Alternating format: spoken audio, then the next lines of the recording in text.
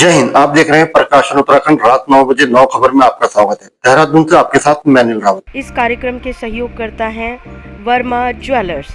Verma jewellers, शुद्धता की guarantee, Doval चौक, नेहरू ग्राम, देहरादून। तो पहले बात करते हैं आज की 9 खबरों की हेडलाइन की। उत्तराखंड की बेटी बनी Mrs Texas Elite Universe. Neha अब लेंगी मिसेज यूएसए यूनिवर्स के मंच पर हिस्सा। मुख्यमंत्री धामी की सुरक्षा में चूक, कांग्रेस ने उठाए सवाल। प्रमुख सचिव के नाम पर वसूली, पुलिस ने दर्ज किया मुकदमा। हरिद्वार से कच्ची शराब का जखीरा बरामद, पुलिस ने ड्रोन से ढूंढा 10,000 लीटर लाहन। पूर्व कांग्रेस प्रदेश अध्यक्ष के बेटे को बनाया अधिकृत प्रत्याशी, जिला पंचायत सीट वाराणसी से उतरेंगे मैदान में। कांवड़ यात्रा के दौरान बदलेगा चारधाम यात्रा का रूट, दिल्ली वालों को भी तय करना होगा लंबा सफर। गांव में एक भी ओबीसी सर्टिफिकेट होल्डर नहीं और गांव को कर दिया ओबीसी आरक्षित। अवैध चरस के साथ शबाना राजिदा गिरफ्तार, पुलिस से बचने के लिए महिलाओं से कराई जा रही थी अवैध मादक पदार्थों की सप्लाई। कैसा रहेगा प्रदेश का मौसम, अब खबरें विस्तार से। उत्तराखंड की बेटी नेहा नेथानी ने अमेरिका के टेक्सास में आयोजित प्रतिष्ठित सौंदर्य प्रतियोगिता में मिसेज टेक्सास एलिट यूनिवर्स 2025 का खिताब जीतकर न केवल अपने राज्य बल्कि पूरे भारत का नाम गर्व से ऊंचा किया है। नेहा की जीत को और भी खास बनाता है उनका अपनी संस्कृति जड़ों से गहरा जुड़ाव। प्रतियोगिता के हेरिटेज राउंड में उन्होंने गर्व से पारंपरिक पहाड़ी पोशाक पहनकर उत्तराखंड की समृद्ध संस्कृति को वैश्विक मंच पर प्रस्तुत किया। नेहा ने कहा, मैं भले ही अब अमेरिका में रहती हूँ लेकिन मेरा दिल आज भी उत्तराखंड के लिए धड़कता है। नेहा ने कहा, पारंपरिक परिधान पहनना मेरे लिए सिर्फ फैशन नहीं है, यह मेरी जड़ों, मेरी संस्कृति और मेरे पहाड़ों को समर्पित है, जो मेरी विरासत और स्वाभिमान है। जिम कॉर्बेट में मुख्यमंत्री पुष्कर सिंह धामी की सुरक्षा में चूक, कांग्रेस ने उठाए सवाल। कहा, मुख्यमंत्री सुरक्षित नहीं तो आम नागरिक कैसे रहेगा सुरक्षित। अब तो इस बात की पुष्टि हो गई कि उत्तराखंड राज्य भगवान भरोसे चल रहा है। जहां मुख्यमंत्री सुरक्षित ना हो वहां के नागरिकों की सुरक्षा कैसे सुनिश्चित की जा सकती है। पिछले दिनों मुख्यमंत्री पुष्कर सिंह धामी जिम कॉर्बेट भ्रमण पे गए थे। सुना है जिस जिप्सी में उनको बिठाया गया उसकी फिटनेस 5 साल पहले एक्सपायर हो चुकी है। तो एक एक्सपायर्ड फिटनेस वाली गाड़ी में आपने राज्य के मुखिया को बैठा दिया, इतनी बड़ी सुरक्षा में सेंधमारी हो गई और गाज गिरेगी केवल अधिकारियों पर। अब जांच बैठा दी गई है, लेकिन क्या जो मोटी भारी भरकम तनख्वाह लेते हैं ये सफेदपोश, ये मंत्री विभागों के, इनकी जिम्मेदारी और जवाबदेही सुनिश्चित नहीं होनी चाहिए? क्या वन मंत्री को इस बात का खास ख्याल नहीं रखना चाहिए था कि प्रदेश का मुखिया यदि उनके विभाग के किसी कार्यक्रम में जा रहा है या भ्रमण कार्यक्रम में जा रहा है तो उसकी सुरक्षा को वो सुनिश्चित करें? प्रमुख सचिव ऊर्जा, आवास एवं नियोजन आर मीनाक्षी सुंदरम ने एसएसपी देहरादून को पत्र लिखकर शिकायत दर्ज कराई कि कुछ अज्ञात व्यक्ति द्वारा अपने व्हाट्सएप नंबर, ये नंबर थोड़ा सा क्योंकि प्रेस नोट में आया है, ये 11 डिजिट का नंबर है। अब इसमें कौन सा नंबर सही है हम आपको पूरी 11 डिजिट बता रहे हैं। ये जो व्हाट्सएप नंबर है ये हमें डायरेक्टर इन्फॉर्मेशन द्वारा दिया गया है, लेकिन शायद ये मानवीय भूल है, हो सकता है। तो ये नंबर है 8481298650।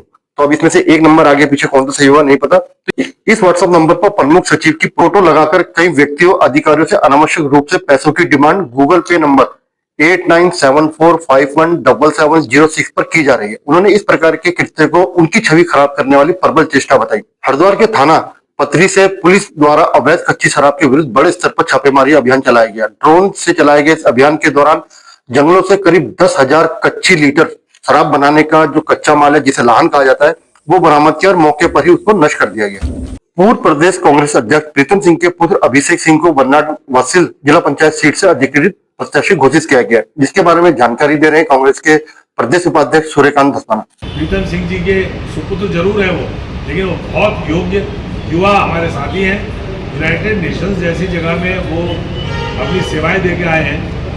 वो लंदन स्कूल ऑफ इकोनॉमिक्स में पढ़े हैं, उन्होंने नालसा से लॉ किया है, बहुत योग्य हैं, पढ़े लिखे हैं और उन्होंने अपनी इच्छा जताई अपने पिता से कि मैं क्षेत्र में सेवा करना चाहता हूँ।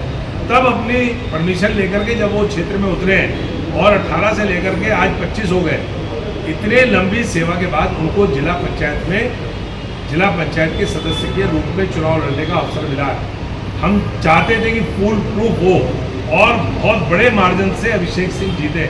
जैसा कि आप जानते हैं, सोमवार से कांवड़ यात्रा का आगाज होने जा रहा है और कई लाखों लोग इस यात्रा में भाग लेंगे, यात्रा करेंगे। लेकिन हरिद्वार होकर गुजरने वाले लोगों के लिए पुलिस ने, ताकि उनको कोई परेशानी ना हो, रूट में डाइवर्ट किया है, जिसमें चारधाम यात्रा भी शामिल है। तो सबसे पहले हम बात करते हैं चारधाम यात्रा की कहां कहां से उनको होकर गुजरना पड़ेगा। केदारनाथ बद्रीनाथ जाने वाले जो वाहन है उनको दिल्ली मेरठ मुजफ्फरनगर से चारधाम जाने वाले वाहन मेरठ गढ़मुक्तेश्वर नजीमाबाद कोटद्वार पौड़ी श्रीनगर होते हुए केदारनाथ धाम पहुंचेंगे। वही गंगोत्री यमुनोत्री जाने वालों के लिए दिल्ली मेरठ मुजफ्फरनगर से चारधाम जाने के लिए मेरठ मुजफ्फरनगर देवबंद छुटमलपुर विकासनगर से होते हुए गंगोत्री और यमुनोत्री पहुंचेंगे। वहीं दिल्ली से हरिद्वार आने वालों को मेरठ मुजफ्फरनगर और मंगलौर होते हुए आना होगा। हरियाणा से जो आएंगे उन्हें पंजाब हिमाचल प्रदेश सहारनपुर छुटमलपुर होते हुए देहरादून हरिद्वार। वहीं देहरादून वालों को ऋषिकेश से होते हुए नेपाली तिराहा रायवाला होते हुए हरिद्वार जाना पड़ेगा। नैनीताल से जो वाहन आएंगे या यात्री आएंगे उनको नजीबाबाद श्यामपुर हरिद्वार आना पड़ेगा। उत्तराखंड का एक गांव ऐसा भी है जहां एक भी ओबीसी सर्टिफिकेट होल्डर नहीं है, लेकिन सरकार ने और जो हमारा चुनाव आयोग ने उस गांव को ओबीसी आरक्षित कर दिया और ये माना जा रहा है या ये हमारे पास सूचना आ रही है उस गांव में एक भी नामांकन नहीं हुआ है। तो ये सरकार का फेलियर है या निर्वाचन आयोग का फेलियर है, ये बाद में तय करेंगे। इस बारे में जानकारी दे रही है कांग्रेस प्रदेश प्रवक्ता गरिमा दसानी। ये आईना है और मेरे हिसाब से मैं अतिशयोक्ति अगर नहीं करूंगी तो ये तमाचा है राज्य सरकार और आयोग की मनमानी की। ये एक आईना है कि कोई तैयारी इस पंचायत चुनाव की नहीं की गई। आपको यही पता नहीं आपका कौन सा गांव ओबीसी वहां बाहुल्य है या नहीं है। बाहुल्य तो छोड़िए, एक भी ग्रामीण उस गांव का जो है निवासी जो है वो ओबीसी नहीं है, उसके पास सर्टिफिकेट नहीं है और आपने उसको ओबीसी आरक्षित कर दिया। एक भी नामांकन वहां नहीं हुआ तो आपका तो पूरा पंचायत चुनाव ही धत्ता साबित हो गया। इसका मतलब आपने कोई होमवर्क नहीं किया जब आपने आरक्षण जारी किए और इसी बात को हम पहले दिन से कह रहे हैं। देहरादून के रायपुर से अवैध चरस के साथ शबाना राजिदा को गिरफ्तार किया गया। अभियुक्ता द्वारा सहारनपुर से अवैध चरस सप्लाई कर लाया जा रहा था देहरादून। नशे के आदि व्यक्तियों की काउंसलिंग के दौरान पुलिस को मिली थी इनके बारे में जानकारी। अंत में कैसा रहेगा प्रदेश का मौसम? मौसम विभाग के अनुसार उत्तराखंड राज्य के देहरादून रुद्रप्रयाग टिहरी नैनीताल चंपावत और बागेश्वर जनपदों के अधिक स्थानों एवं शेष जनपदों के अनेक स्थानों पर हल्की से मध्यम वर्षा होने की संभावना है। मौसम विभाग ने चेतावनी जारी करते हुए कहा कि राज्य के देहरादून रुद्रप्रयाग नैनीताल व बागेश्वर जनपदों में कहीं कहीं भारी से भारी वर्षा होने की संभावना है। वह वर्षा के 1-2 तीव्र दौर हो सकते हैं। अब बात करते हैं राजधानी देहरादून के मौसम की। हल्की से मध्यम वर्षा गर्जन के साथ बौछार के कुछ दौर हो सकते हैं। कुछ क्षेत्रों में 1-2 दौर तीव्र भारी बारिश होने की संभावना है। अधिकतम तापमान 30 डिग्री के आसपास रहने की उम्मीद है। अगर ये आपको हमारा वीडियो पसंद आया तो वीडियो को लाइक करें, शेयर करें और चैनल को सब्सक्राइब जरूर करें। धन्यवाद।